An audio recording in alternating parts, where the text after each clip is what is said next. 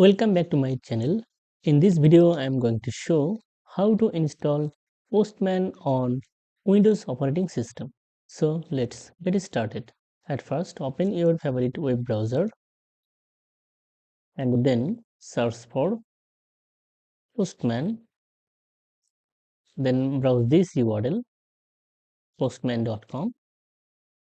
Now download the Postman desktop app for Windows operating system. So click here to download.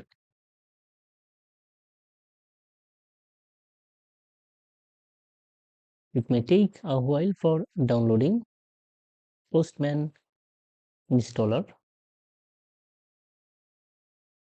After a successful download, navigate to Downloads folder and then open this installer.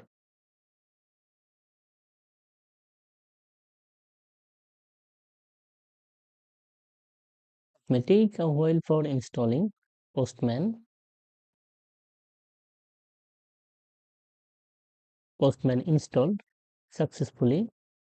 Here you will see a desktop shortcut icon, and if you don't want to continue with your account, then click on continue without an account.